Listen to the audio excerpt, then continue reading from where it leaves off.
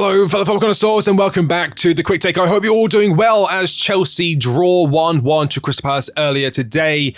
In a game that can really be described as a game of two halves. Of course, every game is played in two halves, but it was definitely two different stories. In the first half, Chelsea seemed to have a lot more success. They were really fighting against this Crystal Palace team who were set up really well, drawing a lot of fouls from their players, especially Will Hughes struggling against the likes of Nicholas Jackson, getting a yellow card, bringing him down as he charged forward through the middle as Wharton unable to stop him. But Chelsea really struggled against this Crystal Palace side coming into the second half. In fact, Crystal Palace really brought the game to them, and we were unable to get all 3 points. Of course, frustrating, but what this does is I think it highlights an area in which Chelsea desperately need to improve upon, and I'm going to get into that in the video. But first, I'm going to go over the news and kind of the stuff that's been happening since I last uploaded because, well, it's been a while, let's be honest. Of course, Chelsea have signed Felix, we signed Jadon Sancho, and we had the big deal for Victor Osimhen collapse an hour before deadline day closed. It was very depressing. As a Chelsea fan, of course, I've been a big advocate for signing Victor Osimhen for a while now, and it stung, but we did manage to get Jadon Sancho over the line. Of course, I've done a video on Jadon Sancho going over his earlier career, what went wrong at Manchester United, his rise to stardom in Dortmund, and it's definitely an area where, well, he's definitely a player that I'm very excited to see in a Chelsea shirt. Of course, Chelsea fan. I think he's going to be a lot more mentally happy in London again, playing for Chelsea, playing for his boyhood club, being around players who are like him. I said young players in a young squad, promising project as he's been told, and how he described how we sold him the move. It was a promising project on the phone to Maresca.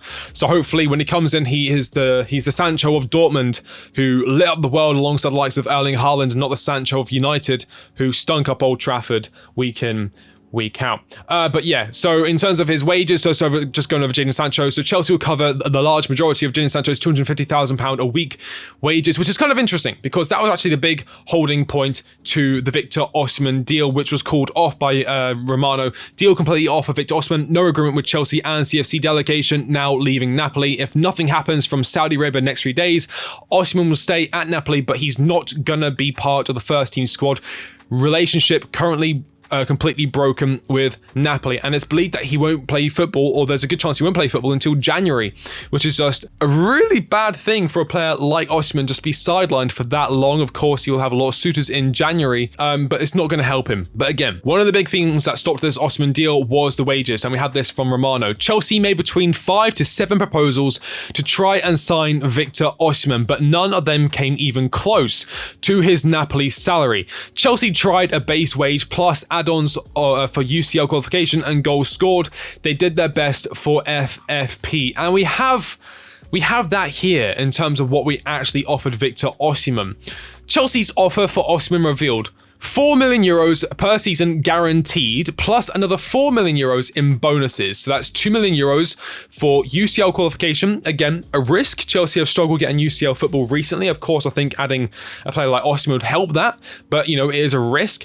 And $2 million for goals and appearances. The $4 million guaranteed is less than half of his Napoli salary. Now, when he signed the new contract, I think in around December 2023, he was he was put on a new high wage, which is around, in fact, €246,000 per week. That's 12.8 million euros per year net. Gross pay, euros, whatever you want to say. That is what he was earning at Napoli. We offered him a base wage of €4 million, which is £77,000 a week. Euros, sorry. 77, if it was pounds, it'd be like 71,000 pounds a week. 77,000 euros per week is what we offered to Osimhen base wage. And then, you know, he could have got injured throughout the season, or he may have struggled in the Premier League adjusting, and we didn't get UCL football. He would have only made £77,000 a week.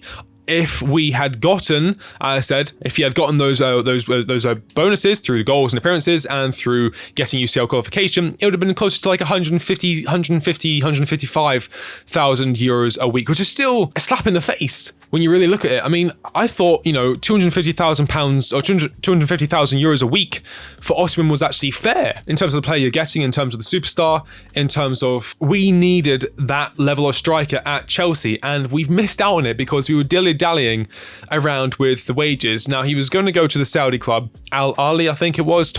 Ivan Toney went there instead, and they were offering him like 130 million, like crazy numbers per season. And he turned that down because he waited for Chelsea. And then, of course, this has happened where we just said, okay, thanks for waiting. We're going to offer you literally peanuts compared to what you're on before. Do I agree the fact that, we should just be chucking money at random players? No, I do kind of agree with the wage structure. It is a system that's in place, and it does restrict us from being stupid and signing players like Kalidou Koulibaly and signing players like Raheem Sterling on big wages when in fact they aren't good deals. But I think a player like Victor Osimhen, I think you need to make an exception there. Be a bit flexible. Bend the rules a little bit regarding the wage structure to allow a player like a Victor Osimhen, to allow a player like I'm not going to, obviously he's never ever going to join, but say I feel like a Kylian Mbappe wants to join Chelsea. Would we offer him 120,000 a week? No, that's insulting. You got to make exceptions for certain players. Victor Osimhen isn't a 20-year-old wonder kid coming out of the Belgium league who, hasn't done enough to warrant that level of money. Victor Osimhen, he was a massive part in Spalletti's Napoli side winning the league and winning it comfortably and being as dominant as they were. It was a powerhouse in front of goal. And he is a really consistent striker. I mean, I've just got his XG up here. I'm going to compare it to Nicholas Jackson. His XG through the years, starting in Wolfsburg, red means that he underperformed his XG. Green means he overperformed his XG. Obviously, you want to see green, but in terms of him underperforming it was never more than 2.81, 2.72. So in his first season, of course, he didn't score any goals. He had one shot, it looks like, or maybe even two shots. So he had a 0.01 XG. Obviously, he didn't score, so you wouldn't expect anyone to score from 0.01 XG.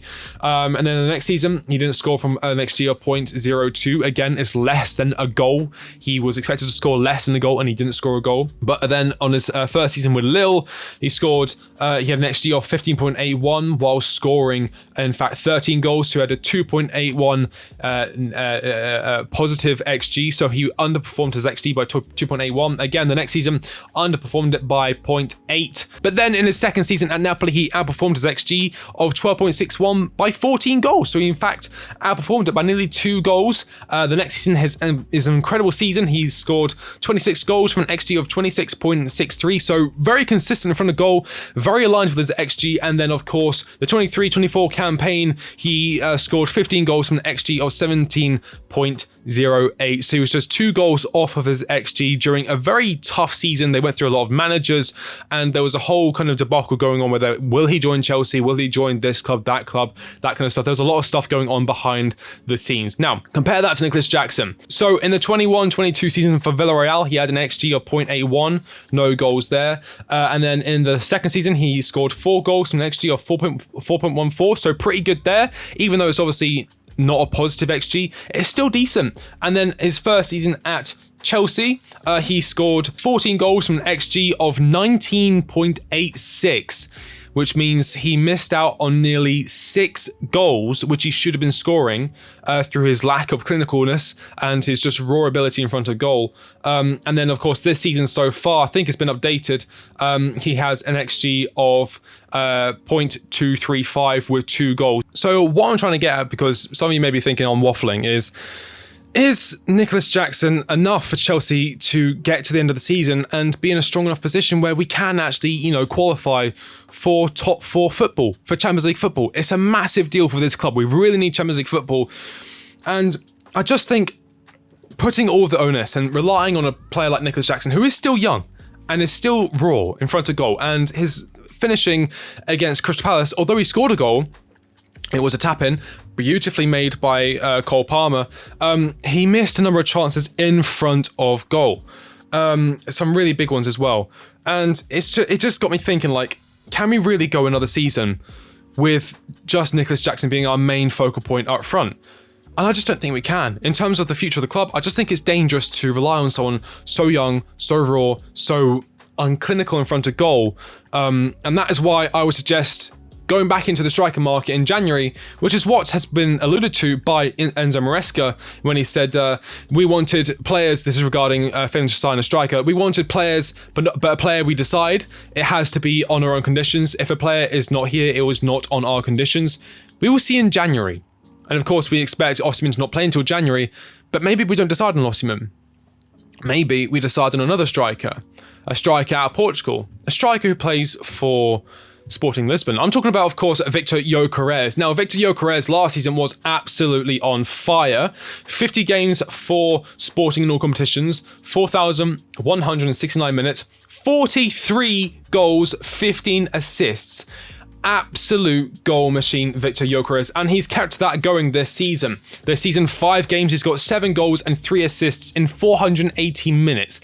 This guy is an absolute goal machine. He's worth, well, transfer market have him worth 65 million euros. I say it's more than that. He's got 100 million euro release clause. And now some of you may be thinking, well, hold on. If we don't want to pay someone high wages, well, how do you expect us to pay a high fee? I actually think Chelsea don't have an issue paying a high fee for players. See Pedro Neto. That deal kind of came out of nowhere. £60 million, if I remember all correctly. That's not a small amount of money. That's not a small sum of money. We spent a lot of money on Enzo Fernandez. We spent a lot of money relatively on someone like Kellyman, who's now out injured and is probably never going to play for Chelsea. We spent a lot of money on Moises Caicedo. So we don't have an issue in spending large sums of cash on players. It's the wages. Now, you may be thinking, well, a player like Victor Gyökeres, surely he's on an amazing contract and he's making loads and loads and loads and loads and loads of money. Well, he's actually not. In fact, he's not even the highest earner at Sporting. That goes to Trincao. Victor Gyökeres, and this has been confirmed by Capology, is on 46,000 euros a week. That is, in fact, less than what we offered Osimhen, and we offered Osimhen peanuts. If we were to even double that, I'm sure he'd be more than happy to join. 100 million euros paid over 5 years. That's 20 million euros per season. He, of course, would not be called up to the AFCON, so we'd still have him during that time, where we may lose a player like Nicholas Jackson or a Victor Osimhen to AFCON. And also, you may be wondering, what's his injury history looking like? It's looking beautiful. There's nothing there. This guy's never been injured. He's made of titanium. So not only is he an incredible goal threat, he also has experience playing in England. Obviously not Premier League, but when he was with Coventry, he was an absolute goal scorer there. Fantastic player. He was on loan at Brighton. Again, we all know how good Brighton's recruitment is. So not only does he pass the Brighton test, he passes the England test, and he passes the clinical striker in front of goal who can also create for his other teammates, whilst also being on a low wage.